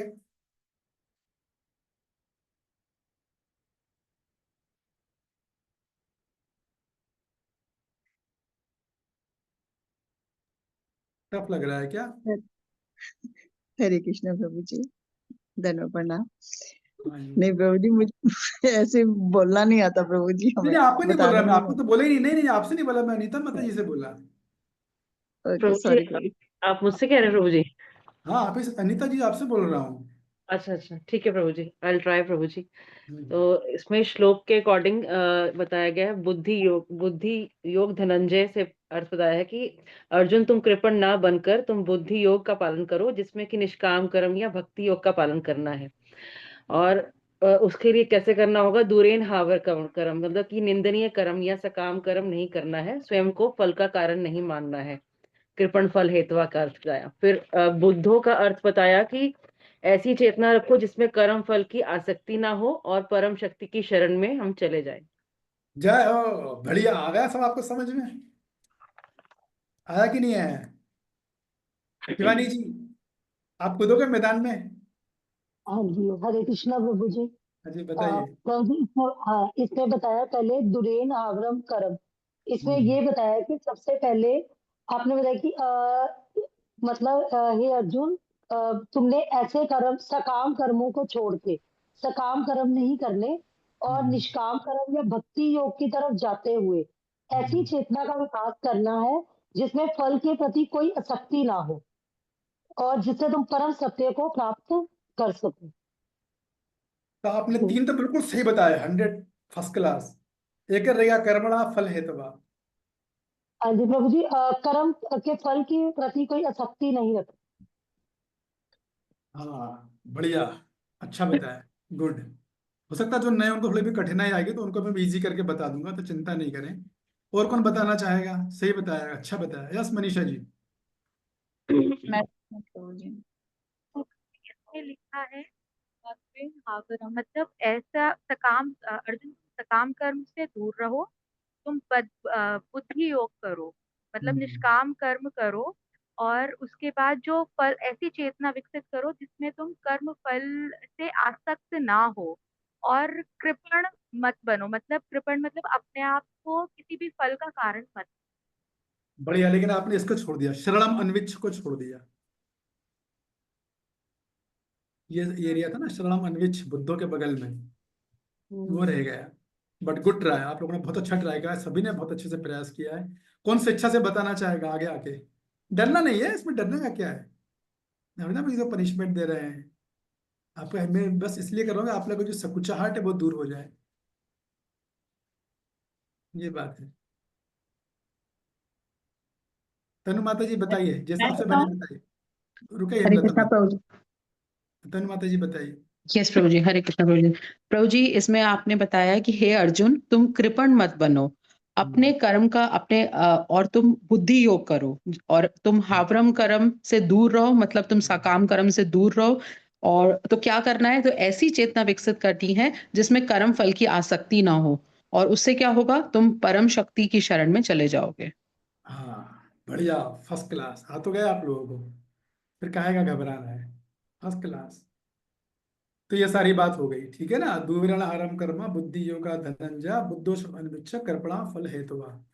अब सुनिए रिंकू माता जी से अपन बात करेंगे। कृपणा, कृपणा का क्या अर्थ होता है वो मैं समझाता हूँ, आप लोगों ने कई बार आएगा, तो ये बल्लभ विद्याभूषण बताते हैं अपनी टीका में, हालांकि रिंकू जी ने बताया अर्थ सही है एकदम। तो देखिए, कृपण का मतलब ये होता है किसी व्यक्ति के पास मानो बहुत धन होता है, बहुत धन है, बहुत है, अमीर है वो। मतलब ये उदाहरण से समझाया जाता है, वो ऐसे बताते हैं बल्लभ विद्याभूषण, कि बहुत धनी है, बहुत धनवान है, लेकिन क्या कर रहा है? वो उस धन का उपयोग नहीं करता है, बहुत कंजूस है वो। ना वो खुद के लिए उपयोग कर रहा है, ना दूसरों को उपयोग करने दे रहा है। इससे लोग मिलते हैं समाज में, ना खुद धन का उपयोग करेंगे, ना घर में बीवी बच्चों को करने देंगे। मैं जानता हूँ ऐसे लोगों को। उनके उनके बीवी बच्चे बोलते भी है, क्या फायदा है इनका? ना खुद खा रहे हैं ना हमें खाने दे रहे हैं। मैं जानता हूँ एक व्यक्ति इतना कंजूस था, वो बीमार पड़ गया, तो उसकी पत्नी बोला चलो मैं आपके लिए फल फूल लाती हूँ, उसने मना कर दिया भाई। बोला क्या तो पैसा खर्च करना है, मैं ठीक हो जाऊंगा। वो दवाई जाने को तैयार नहीं है, डॉक्टर के पास नहीं जाना चाहता, अरे ऐसे ही ठीक हो जाऊंगा मैं। तो ऐसे भी कंजूस लोग हैं इस दुनिया में। और उसके बाद उनके बच्चे अगर कुछ मांग ले हो फिर तो पूछो मत, वो इतने बहाने मारेगा, नहीं बेटा अभी पैसा बिल्कुल नहीं है, अभी मेरा हाथ बहुत टाइट चल रहा है, अभी बिल्कुल नहीं। तो उनकी लड़की की शादी आई, उसकी पत्नी ने बोला भाई लड़की की शादी करना, इतना पैसा रखा हुआ है खजाने में, क्या करोगे इसका? अब लड़की की शादी करनी, वो सब शादी भी करने बहुत उसने पोस्टपोन किया। मैं सही बात बता रहा हूँ, अरे कर लेंगे, कोई खर्चा होगा ना नेसेसरी। तो उसकी लड़की गई, उनके पास बोला पापा फाइनली शादी तय वय हो गई। उसने कहा पापा मुझे पैसे दो, मुझे जो है बढ़िया बढ़िया कपड़े लाने हैं। उसके पिता एकदम उदास हो गए, नहीं बेटा अभी थोड़ा रुक जाओ, क्योंकि तभी मेरा हाथ बहुत तंग है, पैसा नहीं है। तो उसकी लड़की, लड़की तो लड़की होती है, लड़कियां वैसी पापा की प्यारी होती है ना, लाडली, पापा की परियां होती है। वो गुस्सा में, पापा मैं अब एक भी नहीं सुनूंगी, मेरे को इतना पैसा चाहिए, इतना ये चाहिए, मेरे को सब सामान लेकर, मैंने सब देखा, लड़ भिड़ के सब पैसा निकाल लाई वो। अब उसकी लाडली नहीं, पापा मना नहीं करता है। तो कहने का मतलब है, कृपणा कंजूस ऐसा व्यक्ति होता है कि जो धन बिल्कुल खर्च नहीं करता, पूरी ताकत उसे कमाने में रहती है। ना वो खुद खर्च करेगा, ना घर परिवार वालों को, रिश्तेदारों को, मित्रों को करने देगा, और ऐसी शरीर छोड़ के चला जाएगा। वो पैसा तो बेकार हो गया ना, वो धन व्यर्थ चला गया, किसी को उपयोग में ही नहीं आया। ऐसे व्यक्ति को बोलता है कृपणा ने कंजूस व्यक्ति। तो उसने क्या किया, पूरा धन बर्बाद कर दिया। तो उसी प्रकार बलदेव विद्याभूषण बताते हैं कि कोई व्यक्ति है, उसको मानव धर्म, मानव शरीर मिल गया है। एक्चुअली वास्तव में क्या है कि जो धन था, ये भी बताते हैं वहां पर, यदि किसी व्यक्ति के पास धन होता है, तो धन का उपयोग दान में करना चाहिए। बल्ले विद्याभूषण बताते हैं धन का सर्वोपरि उपयोग यही है कि दान में किया जाए। हाँ, जो आपकी आवश्यकता है, जो जरूरत है, वो आप लेकर, जितना अतिरिक्त धन है वो सब दान में दे देना चाहिए। अगर नहीं दे रहे हो तो कृपण हुआ, क्योंकि वही धन आपको ले डूबेगा। एक कवि बोलते हैं, परम पूज्य राधा गोविंद स्वामी महाराज एक प्रवचन में बता रहे थे, उन्होंने कई बार एग्जाम्पल दिया है कि जब नाविक समुद्र में जाता है तो उसकी नाव में पानी भर जाता है, तो वो क्या करता है, उसे अगर अपनी जान बचानी है तो दोनों हाथों से पानी को नाव से बाहर निकालता है, खट खट खट खटाखट खटाखट। नहीं निकालेगा तो नाव डूब जाएगी। वैसे ही किसी के पास अतिरिक्त धन हो, तुरंत उसे दान में दे देना चाहिए। और या कोई कभी ये नहीं कह सकता कि भाई मेरे पास इतना धन है नहीं कि मैं दे नहीं सकूं, असंभव है। कुछ ना कुछ तो आदमी के पास रहता ही है। तो बल्ले भैया भूषण बोलते हैं वास्तव में धन का क्या उपयोग है, दान देने के लिए। किंतु इस कंजूस ने कुछ नहीं किया, ना खुद का उपयोग किया, ना परिवार वालों को करने दिया, ना मित्रों को भी यूज किया, ना दान दिया। तो उसने क्या किया, पूरा धन पूरा बर्बाद कर दिया ना अपना, वेस्ट हो गया पूरा। उसी प्रकार यदि किसी व्यक्ति को यहाँ पे बेसिकली सकाम कर्म है ना, दूरण हावरम, दूरण हावरम कर्मा, ये कोई सकाम कर्मी है, उसको क्या मिला, उसने मनुष्य जीवन, इतना दुर्लभ धन मिला उसको, मानव धन मिला, लेकिन उसने क्या किया, अपनी लाइफ पूरी वेस्ट कर दी। क्यों वेस्ट कर दी, क्योंकि उसने आत्म साक्षात्कार के लिए कुछ काम ही नहीं किया। उसने आत्मज्ञान के लिए कुछ काम ही नहीं किया। निष्काम कर्मियों की दृष्टि से देखें, भक्तियों की दृष्टि से देखें, तो उन्होंने भगत प्राप्ति के लिए कुछ काम ही नहीं किया। तो क्या किया उसने, मानव रूपी धन, जो दुनिया का सबसे अमूल्य धन है, वो तो वेस्ट कर दिया ना, बर्बाद कर दिया। इसलिए कृपणा बोला जा रहा है। ये बात है, कृपा एक अर्थ ये भी है, और एक अर्थ वो जो रिंकू जी ने बताया वो भी सही है। तो कुल मिलाकर कृपण का मतलब ये होता है कि जिसने अपनी लाइफ को बर्बाद कर दिया, भगवत भक्ति में नहीं लगाया, तो वो कृपण है। ब्राह्मण कौन है, जिसने अपनी लाइफ को परम सत्य है, वासुदेवा सर्वमिति, परम सत्य भगवान श्री कृष्ण की सेवा में लगा दिया, वो ब्राह्मण है। ये बात है, कृपणा वर्सेस ब्राह्मणा, ये अर्थ है उसका। तो आप जितने बैठो, सब यहाँ पर ब्राह्मण बैठे हुए, जितने वैष्णव और वैष्णवी, सब अपनी लाइफ को भगवान की सेवा में लगा दिए, तो आप में से कोई भी कृपण नहीं, ये बात है। फिर क्या है, ऊपर शब्द है ना बुद्धि योगा, आपको दिख रहा होगा ऊपर से दूसरी लाइन में, दूरण आवरम कर्म बुद्धि योगा, है ना। तो देखो, बुद्धि योगा और बुद्धि योग में भी अंतर है, इसको भी समझ लो अच्छे से। आपको किसी ने मुझे बात बोली थी, ज्ञान योग, बुद्धि यानी ज्ञान योग। तो देखिए, इसको समझना है बार बार कि बुद्धि का मतलब ज्ञान योग, तो बुद्धि यानी होता है ज्ञान योग, इसको समझना। एक शब्द है बुद्धि और एक है बुद्धि योग।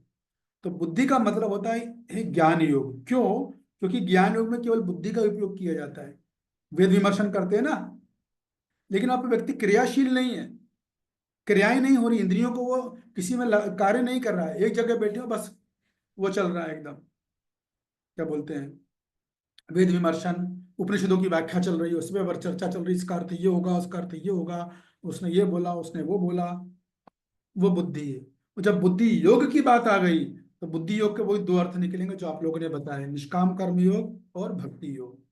क्यों, क्योंकि निष्काम कर्म योग में व्यक्ति सक्रिय रहता है, जो उसकी ड्यूटी है वर्णाश्रम धर्म के अनुसार, उसके तरफ नित्य कर्म करेगा, विचार कर्म है, नित्य कर्म करेगा, नैमित्तिक कर्म करेगा, ये सब कर्म करेगा, शरीर इंद्रिया सफल है।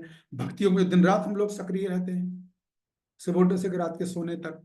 तो बुद्धि यानी ज्ञान योग, और बुद्धि योग यानी दो अर्थ, एक निष्काम कर्म योग और दूसरा भक्ति योग। बराबर है। हरे कृष्णा कृष्ण कृष्ण हरे हरे, हरे राम राम राम हरे हरे। पढ़िए तात्पर्य, अनुवाद और तात्पर्य पढ़ लीजिए। श्लोक पे क्लास हो गई आज तो। कौन पढ़ रहा था? हरे कृष्णा प्रभु जी। हे धनंजय, भक्ति के द्वारा समस्त गर्भित कर्मों से दूर रहो और उसी भाव से भगवान की शरण करो। जो व्यक्ति अपने सकाम कर्म फलों को भोगना चाहते हैं वे कृपण है। तात्पर्य, जो व्यक्ति भगवान के दास रूप में अपने स्वरूप को समझ लेता है, कृष्ण भावनामृत में स्थित रहने के अतिरिक्त सारे कर्मों को छोड़ देता है, बीच जीव के लिए ऐसी भक्ति कर्म का सही मार्ग है। केवल कृपण ही अपने सकाम कर्मों का फल भोगना चाहते हैं, किंतु इससे वह भव बंधन में और अधिक फंसते जाते हैं। कृष्ण भावनामृत के अतिरिक्त जितने भी कर्म संपन्न किए जाते हैं वे गर्हित हैं, क्योंकि इससे कर्ता जन्म मृत्यु के चक्र में लगातार फंसा रहता है। अतः कभी इसकी आकांक्षा नहीं करनी चाहिए कि मैं कर्म का कारण बनूं। कृष्ण भावनामृत में हर कार्य कृष्ण की तुष्टि के लिए किया जाना चाहिए। कृपणों को यह ज्ञात नहीं है कि देववश या कठोर श्रम से अर्जित संपत्ति किस तरह सदुपयोग करे। मनुष्य को अपनी सारी शक्ति कृष्ण भावनामृत अर्जित करने में लगानी चाहिए, इससे उसका जीवन सफल हो सकेगा। कृपणों को की भांति अभागी व्यक्ति अपनी मानवीय शक्ति को भगवान की सेवा में नहीं लगाते। तब आप लोगों को कृपण का अर्थ भी समझ में आ गया होगा और प्रभुपाद जी ने किस तरह से भक्ति में तात्पर्य दिया वो भी समझ में आ गया होगा। ठीक है ना? क्योंकि मैं आप लोगों को प्रभुपाद जी क्या कह रहे हैं वो पढ़ने से पहले ही समझाने की कोशिश कर रहा हूँ, ताकि जब पहले आप समझ लोगे श्लोक के माध्यम से, अनुवाद के माध्यम से, तो तात्पर्य आपको समझना ईजी हो जाएगा। ये भी एक तरीका होता है प्रभुपाद जी के तात्पर्य को गहराई से अध्ययन करने का। ठीक है? किसी का कोई प्रश्न?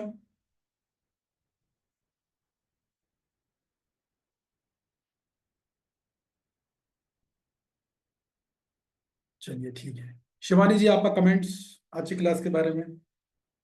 हरे कृष्णा प्रभु जी, आज तो बहुत अच्छी क्लास थी प्रभु जी। बहुत अच्छी तरह से आपने ये श्लोक को समझाया, मतलब अच्छी तरह पता लग गया प्रभु जी ये तो। थैंक यू वेरी मच प्रभु जी। याद रहेगा ना? रट लीजिए इसको। जी प्रभु जी, अच्छी तरह याद रहेगा ये। यस, यस शैलजा जी। शैलजा जी के बाद अनीता जी। हरे कृष्णा प्रभु जी, प्रणाम प्रभु जी। आज की क्लास वाकई बहुत इंटरेक्टिव थी और बहुत ही अच्छे तरीके से, अगर ऐसे ही श्लोक आप सारे श्लोक ऐसे ही पढ़ाए ना प्रभु जी, कि मतलब एक श्लोक बता के और सारा ऐसे कई लोगों से पूछ के, तो हम लोग को पूरी भगवत गीता ऐसी रट जाएगी प्रभु जी। मतलब कोई भी कैसे पूछेगा ना और तुरंत याद रहेगा, हाँ बुद्धो ये था, कृपणा ये था, बुद्धि योग ये था। सच में आज का तो बहुत ही ज्यादा इंटरेस्टिंग थी, बहुत अच्छा लगा। थैंक यू सो मच प्रभु जी। अच्छा, तो पिछली क्लास बेकार थी क्या? 47 वाली? नहीं, वो भी अच्छी थी प्रभु जी, लेकिन इस तरीके से अभी आपने, मैं मतलब शायद मेरा absent होंगी, लेकिन इस तरीके से जैसे आपने पढ़ाया ना कि पढ़ाने के बाद अब आप बताइए, अब आप बताइए, ऐसे 4-5 लोगों से पूछा ना तो और क्लियर होता चला गया, मतलब वो चीज सारी। थैंक यू प्रभु जी। सही भाई, इसलिए क्या अपने इस ग्रुप में सभी करेंगे तो मुझे सबका भी ध्यान रखना पड़ता है, तो मैं देखता रहता हूँ सबको, जिस सबकी समझावट के तरफ में सबको सहयोग मिलता रहे, तो तरह तरीके से प्रयोग चलते रहते हैं। ये जो प्रयोग है बहुत टफ प्रयोग है, लेकिन मैंने आज हिम्मत करके ट्राई कर लिया। मैंने कहा ट्राई करके देखता हूँ। ये बहुत अच्छा था प्रभु जी, ऐसे बीच बीच में आप करते रहा करिए प्रभु जी, 4-5 लोग के बीच में ऐसा, तो अच्छा है। Thank you so much. यहाँ मौका मिलेगा मैं जरूर करता रहूंगा। यस मनीषा जी, वेलकम, स्वागत है आपका, बहुत दिनों बाद आया आप। आज की क्लास तो एवरी क्लासेस। आवाज ही नहीं आ रहा आपका, आवाज माइक। हरे कृष्णा, मेरी आवाज आ रही है? हाँ अभी आ गई। Actually every class is so good, मतलब सारी क्लासेस बहुत अच्छी होती है, लेकिन आज की क्लास मैंने जैसे लास्ट 3 क्लासेस अटेंड नहीं कर पाई थी, इवन दो मुझे ऐसा नहीं लगा कि मेरा बहुत कुछ मिस हुआ है, मैं पीछे से भी थोड़ा कनेक्ट कर पाई हूँ। और अब मैं जो पहले की क्लासेस लूंगी तो वो मैं अच्छे से उसको मतलब कोप अप कर पाऊंगी। और आज की क्लास में सबसे बेस्ट पार्ट ये था, मतलब आपकी सारी क्लासेस में ही होता है ये बेस्ट पार्ट, कि मतलब कभी समटाइम्स ऐसा फील होता है ना कि हाँ भाई ये बंद कर दो, वीडियो बंद कर दो और थोड़ा सा इधर उधर कुछ कर लिया। तो जब आप इंटरेक्शन करवाते हैं ना तो इसमें हमेशा बहुत ही फोकस रहता है, हर चीज में बहुत फोकस रहता है, फोकस नहीं टूटता, क्योंकि पता है हाँ हमारा नंबर आ जाएगा, अगर हैंड रेज भी नहीं किया तो नंबर आ जाएगा। वो बहुत सबसे बेस्ट पार्ट। मैं कोशिश करता हूँ आप लोगों को जागरूक रखूं, जो मुझे दिखता है यहाँ वहाँ भटक रहा है तो मैं नाम बोल देता हूँ। है कि नहीं? गुड। यस अनीता जी बोलिए।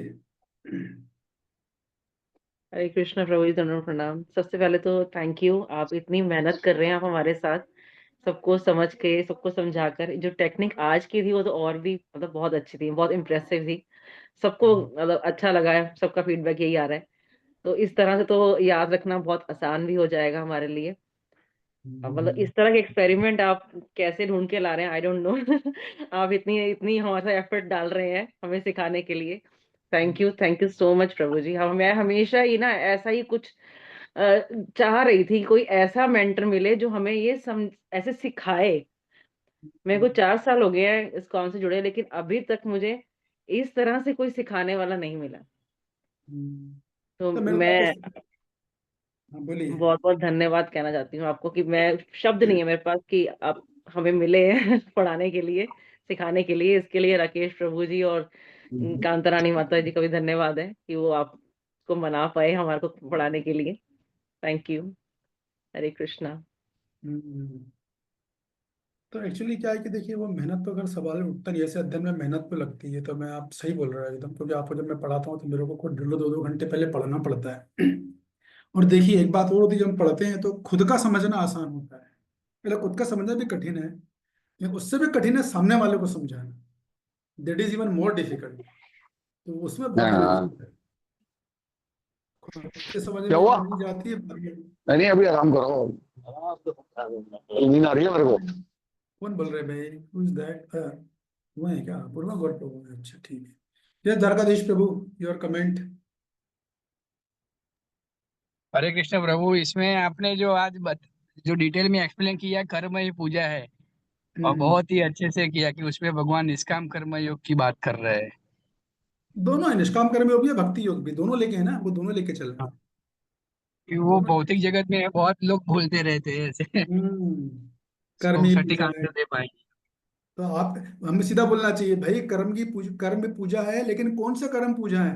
वो कर्म जो गीता में भगवान बोल रहे हैं, अपने मन से किए गए कर्म पूजा नहीं है। जैसे कि हर वो कर्म जो कृष्ण को केंद्र में रख के किया जाए, वो पूजा है।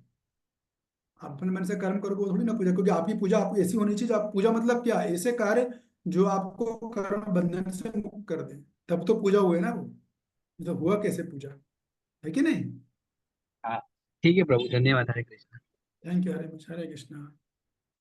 यस, और कोई, anybody else want to say something आज की क्लास के बारे में? जिनको जाना है वो जा सकते हैं, कोई ऐसी बात नहीं है। अपूरा गोरा वो तो बहुत जस्ट अभी आए हैं, शायद जय गौरी जी ने फोन कर दिया, अरे पापा जल्दी से आ जाओ। जय गौरी जी, आप बताइए पापा की तरफ से, आप अपने पापा की प्रतिनिधि हो, कमेंट चाहिए मेरे को। प्रभु जी उन्होंने तो अभी ज्वाइन की है। आपका पूछ रहा हूँ मैं, आप तो पहले ज्वाइन किए ना। हाँ, आज की क्लास अच्छी थी, हम्म, हमेशा की तरह अच्छी थी। इतनी और बढ़िया क्लास थी, कुछ समझ में नहीं आया है। नहीं नहीं, समझ में आया। जो अभी तक मुझे याद है कि आपने श्लोक का बताया था। भगवान बोल रहे हैं, हे अर्जुन, निष्काम कर्म करो, लेकिन ऐसी चेतना से करो कि आप फल की चिंता मत करो, कि आप जो कर्म कर रहे हो उसके फल की चिंता नहीं करो, निष्काम कर्म करो। फिर उसके बाद आप भक्ति कर उसमें आएंगे। तो दूरण हार्वम कर्मा का क्या मतलब था? दूरण हार्वम कर्मा,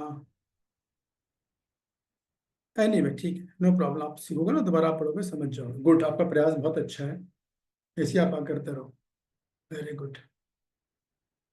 नीलम माता जी,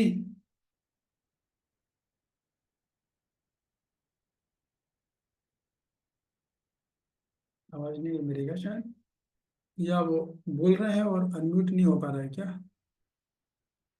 ठीक है, कुछ हो सकता है, कोई इश्यू। यस रंगनारायणी माता जी। हो गया, हाँ अनम्यूट हो जी, गया। हरे कृष्णा प्रभु जी, धन्यवाद प्रणाम। हाँ जी, हाँ जैसे सबने बताया कि बहुत अच्छी क्लास थी, कि इसी तरीके से अगर आप श्लोक कराएंगे तो हमें याद हो जाएंगे श्लोक वर्ड टू वर्ड। और एक प्रभु जी, एक और रिक्वेस्ट थी, वो पिछली जो रिकॉर्डिंग्स हैं आपने ग्रुप में डाली नहीं है।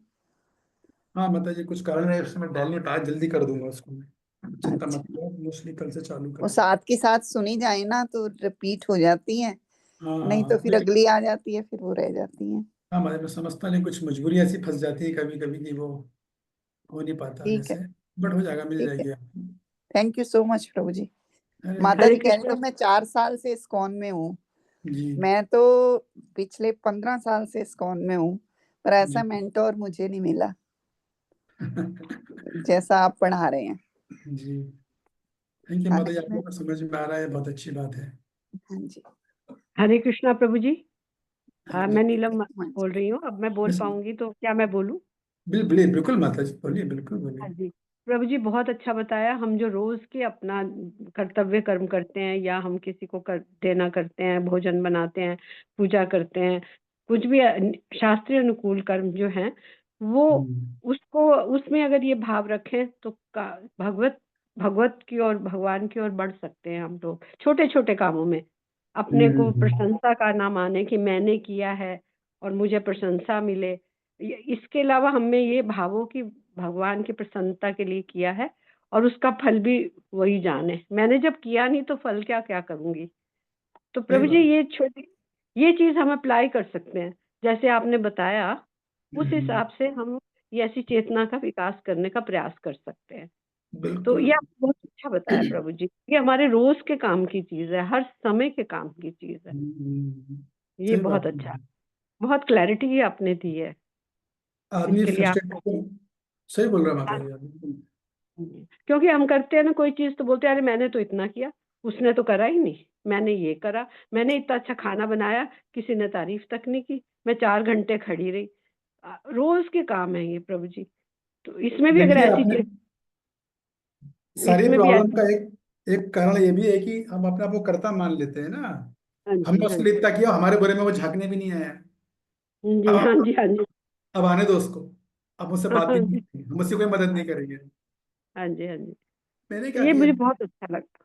जी बहुत अच्छा आपने समझाया, इसको बहुत अच्छा समझाया कि क्योंकि ये हमारे बहुत रोज की, हर समय की बात है ये। बहुत ही अच्छा समझाया आपने, बहुत क्लैरिटी दी है। जैसे आपने आज शब्दों का किया है ना, दूरेण ह्यवरम कर्म बुद्धि योग का, फिर बुद्धौ शरणम अन्विच, बुद्धौ शरणम अन्विच। ये बहुत अच्छा बताया आपने। परम सत्य के भगवान की शरण की तरफ चलो, मैंने भगवान को प्रसन्न किया।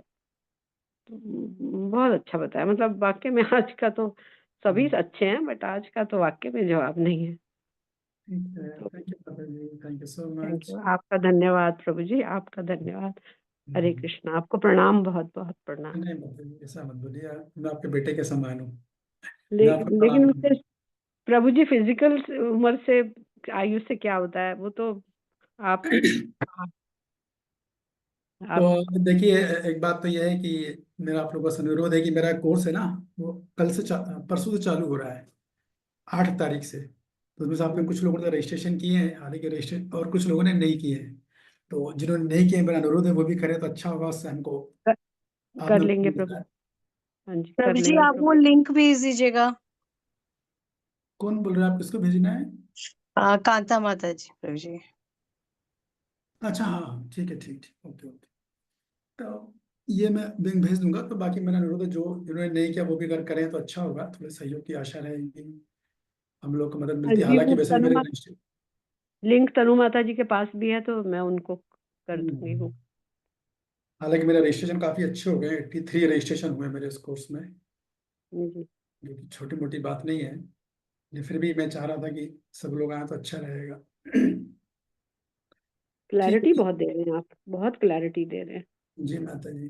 द्रौपदेश्वर को आपने हाथ उठाया था, तो आपने तो बोल चुके थे, फिर से कुछ बोल रहे हैं क्या? अच्छा, उठा रह गया होगा। ये धनधारणी माता जी, आप बताइए। हरे कृष्णा प्रभु जी, दंडवत प्रणाम प्रभु जी। प्रभु जी आपके लिए धन्यवाद भी छोटा है। आपके लिए तो हमें ऐसा शिक्षा गुरु जो हमें पहली बार ऐसा मिला है, तो इतनी शिक्षाएं हमें दी है, तो बहुत अच्छा लग रहा है प्रभु जी। लेकिन आप अच्छे हो, आपकी शिक्षाएं अच्छी है, लेकिन मैं अच्छी नहीं हूँ, क्योंकि मैं इनको याद नहीं रख पा रही, रो नहीं कर पा रही। तो प्रभु जी आप मेरी पिछली क्लास सुन लेना। फिर क्लास सुनती हूँ प्रभु जी, वो और भी अच्छी लगती है वे भी। नहीं नहीं, आप मैंने आज से क्लास के शुरू में भी इसका उत्तर दिया था। और अच्छा अच्छा पिछली अच्छा। क्लास में भी ना 47 वर्ष कर्मण्य वादी का रस्ते, हाँ इससे हाँ। मैंने उत्तर दिया था। रंगनारायणी माता जी, आप बताइए। धर्मधारणी माता जी, प्रभु जी मेरा एक प्रश्न था, एक प्रश्न पूछूं आपसे। पूछ लीजिए, समय कम है, पूछिए। तो मुझे एक प्रश्न है, जैसे कि आपने ये निष्काम कर्म के बारे में बताया, निष्काम भाव हमारा होना चाहिए।